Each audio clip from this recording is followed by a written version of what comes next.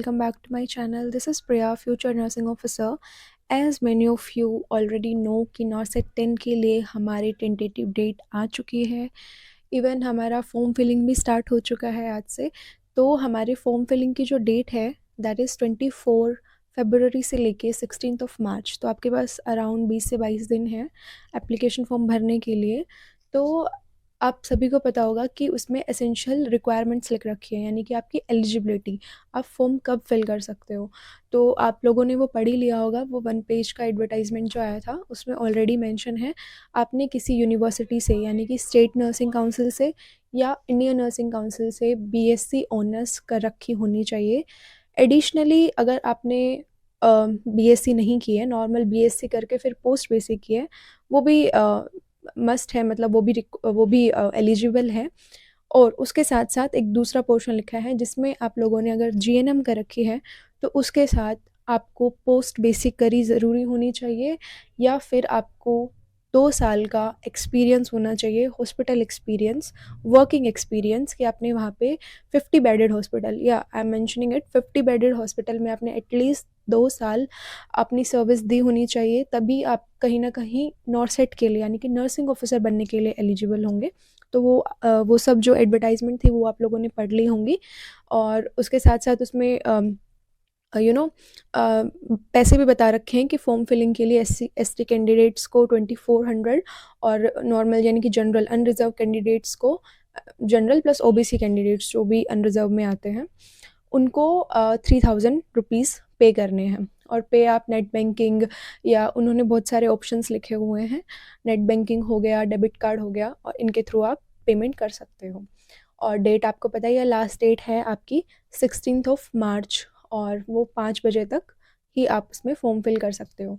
तो in this video I am going to tell कि कौन कौन से डॉक्यूमेंट्स आपको रिक्वायर्ड हैं या कौन कौन से डॉक्यूमेंट्स आपको चाहिए होंगे फॉर्म फिलिंग करते टाइम. तो मेरे पास नोटसेट 9 जो मैंने फिल किया था उसकी मेरे पास समरी शीट है, यानी कि जो रजिस्ट्रेशन स्लिप लास्ट में मिलती है फॉर्म भरने के बाद, वो मेरे पास है. तो इसके थ्रू मैं आपको बताऊंगी कि मैंने कौन कौन से डॉक्यूमेंट्स मेरे मैंने वहाँ पे दिए थे, और आपको भी कौन कौन से डॉक्यूमेंट्स लगेंगे फॉर्म फिल करते टाइम. तो वही, सबसे पहले आपको अपनी बेसिक डिटेल भरनी है.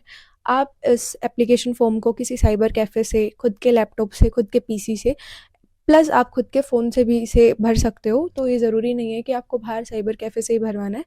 फ़ोन में कैसे आपको वो फिल करना है ये एप्लीकेशन फॉर्म, वो मैं आपको बता दूंगी. बट अभी साइट नहीं चल रही है, मैंने अभी जस्ट ओपन करके देखी थी. वो साइट अभी उस पर बहुत ज़्यादा एकदम से लोगों ने या तो ओपन की होगी, तो उस पर बहुत ज़्यादा लोड आ चुका है, इसलिए वो ओपन नहीं हो रही है. तो इस एप्लीकेशन फॉर्म के थ्रू मैं आपको बताऊँगी कौन कौन से आपको डॉक्यूमेंट्स रिक्वायर्ड हैं. तो सबसे पहले आपको अपनी बेसिक डिटेल्स भरनी है. बेसिक डिटेल भरते वक्त बिल्कुल भी मिस्टेक ना करें. आपके नाम की स्पेलिंग, आपके फादर मदर सबके नाम की स्पेलिंग जो आपके ओरिजिनल डॉक्यूमेंट्स में है वही वाली फिल करना है. बिल्कुल आप उसको चाहे 10 बार चेक करना, बट नाम में बिल्कुल भी गलती नहीं होनी चाहिए है. और जैसे कि इसमें कैंडिडेट आईडी तो वो खुद ही देते हैं, और एप्लीकेशन डेट जैसे अगर आप आज भर रहे हो तो आपको आज की डेट मिल जाएगी एप्लीकेशन डेट में. आपका नाम लिखना है, फादर्स नेम लिखना है. आपको लिखना है कि आप पीडब्ल्यूडी कैटेगरी में आते हो, यानी कि उस पोस्ट के लिए सूटेबल हो. उसमें आपको येस और नो लिखना है, एप्लीकेबल और नॉट एप्लीकेबल. और मदर नेम, अपना रजिस्ट्रेशन नंबर आपको लिखना है. एडिशनली आपको लिखना है आपकी category. This is very important. आपके पास जो भी आप कैटेगरी लिख रहे हो उसका वैलिड कैटेगरी सर्टिफिकेट होना चाहिए. बहुत ज़्यादा यूज़फुल चीज़ है. और ये वो मैं आपको बताऊंगी, वो उसके लिए मैं एक अलग से वीडियो बनाऊंगी. ईडब्ल्यूएस और ओबीसी जो कैंडिडेट्स होते हैं स्पेसिफिकली उनके लिए, कि कौन सी डेट में आपको बनाया होना चाहिए.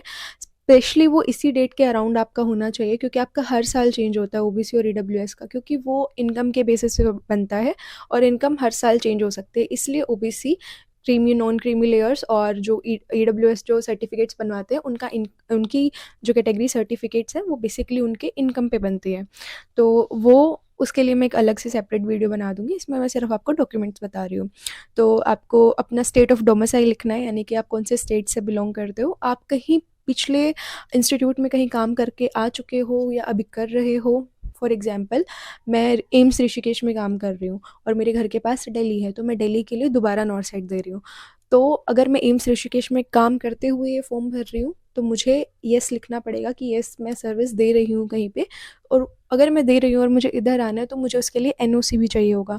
एनओसी यानी कि नॉन ऑब्जेक्शन सर्टिफिकेट, वो बहुत ज़्यादा एसेंशियल डॉक्यूमेंट्स हो जाता है उस टाइम कि हमने यहाँ से अपनी पोस्ट छोड़ दी और अब मैं एम्स दिल्ली ज्वाइन करना चाहती हूँ। ये एक एग्जाम्पल के लिए था, मैं एक फ्रेश कैंडिडेट हूँ। तो इसके बाद है आपने जो सर्विस दी थी उसकी डेट और ये सब लिखना होता है अगर आप हो, और अगर आप फ्रेशली ये चीज़ फ्रेशली ये फॉर्म भर रहे हो तो आपको इसमें नॉट एप्लीकेबल लिखना है। फिर इसमें लिखा है कि are you currently employ of ESIC, अगर कोई ईएसआईसी में काम कर रहा है तो उसको भी लिखना है। कौन सी पोजीशन है, कब तक आपने काम किया, क्या आप रेगुलर गवर्नमेंट सर्वेंट हो, ऑर्गेनाइजेशन का क्या नाम है, कौन सी पोजीशन पे आप हो वहाँ पे, कौन सी डेट तक हो, क्या कॉन्ट्रैक्चुअल एम्प्लॉय हो या परमानेंट एम्प्लॉय हो, वो सब आपको इसमें लिखना होगा। अपना जेंडर लिखना होगा, आप कौन से जेंडर से बिलोंग करते हो, मेल हो फीमेल हो। फिर वही इसमें एक्स सर्विसमैन, अगर जैसे कि आप ईसीओ या एसएससीओ इन पोस्ट में तो नहीं हो, या फिर किसी इंस्टीट्यूट में तो नहीं हो, तो वो आपको सब इसमें लिखना होगा। और अगर आप नहीं हो तो सब में नॉट एप्लीकेबल ही आएगा। फिर आता है आइडेंटिटी प्रूफ, आईडी प्रूफ। इसमें बहुत सारे लोग आधार कार्ड ही प्रेफर करते हैं, बट आइडेंटिटी प्रूफ में बहुत सारी चीज़ें आती हैं। आपका voter ID, passport, voter ID जो आपको इलेक्शन कमीशन से मिलती है, आपका पासपोर्ट, आपका आधार कार्ड, एडिशनली आप अपना पैन कार्ड भी as a your identity use कर सकते हो। बस ज़्यादातर लोग आधार कार्ड यूज़ करते हैं। अगर आपके आधार कार्ड में कोई प्रॉब्लम नहीं है, फ़ोटो अभी का अपडेटेड है, ये नहीं कि आप बचपन का फ़ोटो आधार कार्ड में चिपका हुआ है और वो आप नहीं, अगर आपका आधार कार्ड अपडेटेड है, आपके खुद के पर्सनल नंबर के साथ लिंक है, आपकी अभी की फ़ोटो है, तो आप एज अ उसे आईडी प्रूफ उसे यूज़ कर सकते हो, क्योंकि वो आगे चल के आपको दिखाना होगा डॉक्यूमेंट वेरिफिकेशन में।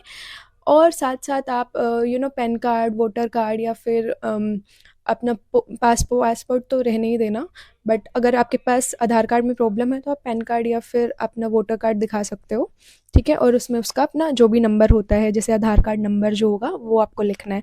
फिर आता है कॉन्टैक्ट डिटेल, आपको अपना एक कॉन्टैक्ट जो चलता है, ये नहीं कि आपने उसमें 10 महीने से रिचार्ज ही नहीं करवाया और वो आप नंबर दे रहे हो, नहीं। आपका जो आपका पर्सनल मोबाइल नंबर है वो, या फिर फॉर एग्जांपल आप किसी पेरेंट का यूज़ कर रहे हो तो उस पेरेंट का अगर वो वर्किंग है फ़ोन मतलब मोबाइल नंबर, तो वो आपको कॉन्टैक्ट नंबर देना है। अल्टरनेट भी देना है, खुद का तो देना ही देना है, और एक्स्ट्रा एक और नंबर देना है जो ज़्यादा यूज़ में रहता है, जो आपके फैमिली या किसी फ्रेंड का हो, ठीक है? अपनी ईमेल आईडी मेंशन करनी है, कौन सी आपकी ईमेल आईडी है जिस पे वो ज़्यादातर जो एम्स इंस्टीट्यूट है वो मेल्स के थ्रू ही कॉन्टैक्ट करता है, किसी को करता है तो आपको एक वैलिड ईमेल आईडी देनी बहुत ज़रूरी है। फिर आपको भरना है अपना एड्रेस। एड्रेस भरते टाइम बहुत सारे लोग गड़बड़ी करते हैं पोस्टल और परमानेंट एड्रेस में। पोस्टल एड्रेस फॉर एग्जांपल, अगर मैं बोलूँ कि मैं अभी रह रही हूँ कहीं पे भी, फॉर एग्जांपल मैं अभी किसी इंस्टीट्यूट में हूँ और मैं वहीं से ये फॉर्म भर रही हूँ, तो मुझे वहाँ का भी एड्रेस भरना है एडिशनली, या फिर आसपास जहाँ पे आप रह रहे हो, जो एक रिमोट एरिया नहीं है, जो एक वर्किंग एरिया है, वहाँ का एड्रेस, प्लस आपका परमानेंट एड्रेस जहाँ पे आपका घर है, जहाँ आपकी फैमिली आप रहते थे, ठीक है? तो वो दोनों एड्रेस आपको अच्छे से भरने हैं, हर एक पिन कोड, डिटेल, हर एक चीज़ आपको अच्छे से लिखनी है। और ये क्यों ज़रूरी है? क्योंकि आप जब अपने डॉक्यूमेंट वेरिफिकेशन करवाते हो तो कई बार ये जो एड्रेस होता है जो आप अपनी रजिस्ट्रेशन स्लिप में भर रहे हो और जो आप वहाँ पे शो करोगे, उसमें बहुत डिफरेंस होता है, जिसकी वजह से फिर बाद में आप एफिडेविट वगैरह बनवाते हो तो उसमें बहुत गड़बड़ी हो जाती है। इसलिए अभी से अपना एड्रेस वगैरह सही से लिखना। फिर है आपकी पेमेंट डिटेल, इसमें ऐसे लिखा हुआ है कि पेमेंट किस मोड से करोगे आप। तो अगर आप एसबीआई से कर रहे हो, नेट बैंकिंग या डेबिट कार्ड वगैरह जिससे भी कर रहे हो, तो वो आपको मेंशन करनी है अपनी आईडी और अमाउंट कितनी कर रहे हो। एससी एसटी कैंडिडेट हमारे 2400 रुपये करेंगे, general candidate OBC candidates 3000 rupees करेंगे। क्वालिफिकेशन बहुत इंपॉर्टेंट है, कहाँ से आपने क्वालिफाई किया, इंस्टीट्यूट का नाम, उसका एड्रेस, सब कुछ। तो आपने किया क्या है सबसे पहले, अगर आपने बीएससी की है तो वहाँ पे लिखना बीएससी ऑनर्स नर्सिंग, किससे किया है। फॉर एग्जांपल मैंने एम्स रायपुर से की थी, तो मेरी जो वो लाइन थी उसमें मैंने फिल किया था एम्स बीएससी नर्सिंग ऑनर्स, कहाँ से किया, एम्स रायपुर से। और एम्स रायपुर के साथ में आपको पूरा एड्रेस लिखना है, all India institute of medical sciences Raipur, और फिर डेट लिखनी है कब मेरा कोर्स कंप्लीशन हुआ था। मेरा कोर्स कंप्लीशन हुआ था 27 दिसंबर 2024 को, तो मैंने वही हाँ 27 दिसंबर को हुआ था, तो मैंने वही डेट लिखी थी। तो जो भी आपका कोर्स कंप्लीशन का डेट हो कि इस डेट को मेरा कोर्स कंप्लीट हो गया है, वो आपको डेट मेंशन करनी है। फिर आते हैं आपका आरएन नंबर, ठीक है, आरएन नंबर जो आप लिखवाते हो उसमें। तो अगर आपके पास प्रोविजनल आरएन नंबर है तो आप वेल एंड गुड, आपके पास वो ऑलरेडी नंबर है, आपको वही एज इट इज़ उसमें लिखना है कौन से स्टेट से आप बिलोंग करते हो, कौन से स्टेट से आपने एसएनसी से वो बनवाया है सर्टिफिकेट। जैसे मैं रायपुर में थी तो मेरा स्टेट जो था वो छत्तीसगढ़ था, तो मेरा स्टेट नर्सिंग काउंसिल छत्तीसगढ़ ने मेरा आरएन नंबर बना के दिया था, तो मैंने वही वो चीज़ फिल की थी कि मैं रजिस्टर्ड हूँ as a nurse and midwife, और मेरा रजिस्टर्ड नंबर ये था। और रजिस्टर्ड नंबर नर्स के लिए ये था, मिडवाइफ के लिए ये था, वो दोनों के लिए सेम ही होता है, तो आपको वही लिखना होगा। और स्टेट जो थी मेरी वो थी Chhattisgarh state of nursing council ने मेरा ये सर्टिफिकेट बना के दिया था। और institute date of registration, issuing date of registration आपको कब इशू हुआ था। जैसे कि मेरा जो था मेरा कोर्स कंप्लीशन हो गया था 27 दिसंबर को, लेकिन जो मेरा इशूइंग डेट थी, जो रजिस्ट्रेशन जब आया था प्रोविजनल, वो आया था जनवरी 14 को। तो 14 जनवरी को मेरा वो सर्टिफिकेट प्रोविजनल वाला बन के तैयार हो गया था। और ओरिजिनल वाला तो डेफिनेटली 6-7 महीने बाद ही आता है, कईयों का 4-5 महीने बाद भी आ जाता है। तो वो सब आपको इसमें फिल करनी है डिटेल। अगर मैं जीएनएम वालों को बताऊं तो जीएनएम वालों के पास भी नर्स एंड मिडवाइफ सर्टिफिकेट होगा, उनके पास भी एक आरएन नंबर होता है, तो आप लोगों को भी वही लिखना है, ठीक है। और अपनी वही स्टेट ऑफ काउंसिल लिखनी है, कौन सी आप एसएनसी से बिलोंग करते हो।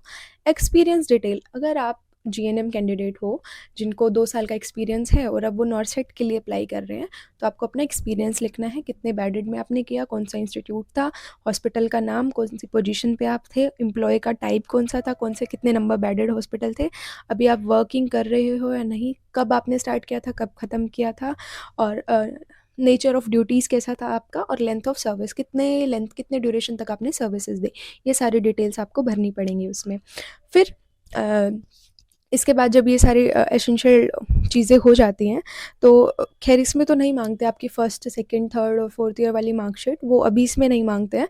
बट फिर इसके बाद आपका क्या बोलते हैं, सिटी चॉइस स्टार्ट हो जाता है। जैसे अगर आप एग्ज़ाम दोगे तो आपके आसपास कौन सी सिटी है, कौन सी सिटी को आपको प्रेफर करना है, और आप किस सिटी में एग्ज़ाम देना ज़्यादा प्रेफर करना चाहोगे। फॉर एग्जांपल मैं हरियाणा से हूँ, तो मेरे आसपास जो सेंटर्स हैं वो अवेलेबल हैं दिल्ली, मेरे आसपास दिल्ली जो एग्ज़ाम सेंटर है वो ज़्यादा पास पड़ता है, तो पहली चॉइस मैं अपनी दिल्ली को दूंगी, दिल्ली एनसीआर को दूंगी, या फिर हरियाणा में चंडीगढ़ को दूंगी, या फिर मोहाली अम्बाला साइड में इनको दूंगी।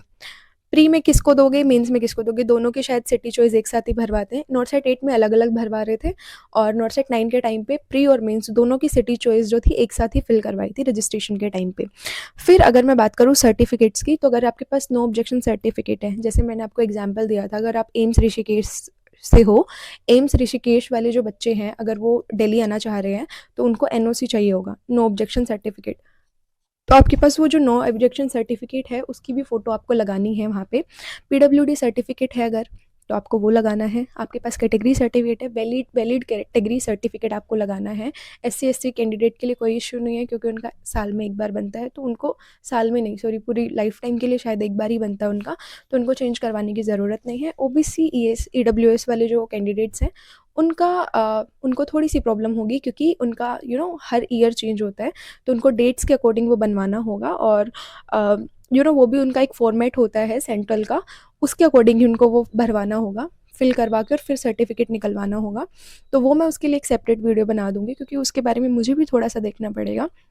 और फिर वही आपको एक अंडरटेकिंग, अपना साइन, अपना जो भी सिग्नेचर है वो करने हैं, लेफ्ट थंब का इम्प्रेशन देना है, और बस वही साइन करने हैं, और यही होगा। ज़्यादा तो आपको डॉक्यूमेंट्स अभी अपलोड नहीं कर रहे हैं। ये जो एसेंशियल डॉक्यूमेंट्स थे, डेट ऑफ बर्थ का अगर प्रूफ मांगे तो आप उसमें अपना 10th का सर्टिफिकेट दे सकते हो, 10th 12th सर्टिफिकेट, अपने जितने भी मार्कशीट्स हैं, डिप्लोमा सर्टिफिकेट्स हैं, वो अपने रेडी रखो। कई लोग होते हैं जैसे जो सीबीएसई से होते हैं, उनका 10th का सर्टिफिकेट और मार्कशीट दोनों अलग अलग आती है। बट जैसे मैं एचबीएससी से थी, तो मेरा जो सर्टिफिकेट और मार्कशीट था, सर्टिफिकेट कम मार्कशीट करके एक ही उसमें दिया हुआ था, तो मुझे अलग अलग पेजेस की रिक्वायरमेंट नहीं थी उस टाइम पे। तो वो अपना देख लेना आप कैसे क्या आप फिल करोगे। बट अगर आप सीबीएसई से थे तो आपको दोनों ही चीज़ें अपनी उसमें फिल करवानी पड़ेगी रजिस्ट्रेशन के टाइम पे। और अपनी डिग्रीज़ भी अपने साथ लेके जाना, first second third fourth year की मार्कशीट भी अपने साथ रखना। जो भी वो चाहिए होंगे रिक्वायरमेंट्स वो आपसे अगर आप खुद भर रहे हो तो आपको खुद दिख जाएंगी, वरना आप अगर साइबर कैफ़े से भरवा रहे हो तो आपको वहाँ पे वो लोग मांग लेंगे और आपका भर देंगे।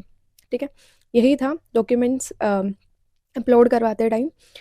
हाँ, थोड़ी-सी आपको टेंशन हो रही होगी, आई नो, बट अपने सारे जितने भी आपके पास डॉक्यूमेंट्स हैं वो सभी लेके जाना और अच्छे से फॉर्म फिल करना। अगर कोई भी डाउट हो तो आप कमेंट कर देना, मैं आपको बता दूँगी। और ओबीसी ईडब्ल्यूएस वाला मैं जल्दी ही एक शॉर्ट वीडियो में अपलोड कर दूँगी। तो that is all for today's video. आप बहुत सारे लोग जो थे वो मुझे पर्सनली इंस्टाग्राम पे मैसेजेस कर रहे थे कि दी प्लीज़ हमें ये डॉक्यूमेंट्स के बारे में बता दो, इसलिए मैंने एक डिटेल वीडियो में आपको बताया है। अगर स्टिल आपको कोई इशू है, इस चीज़ को लेके कोई भी डाउट है, तो please let me know in the comment section. And that is all for today's video. I hope you like this video and it will prove little beneficial for you guys. So with this, I'm ending here. um, Thank you so much for watching till the end. Have a nice day. Bye bye.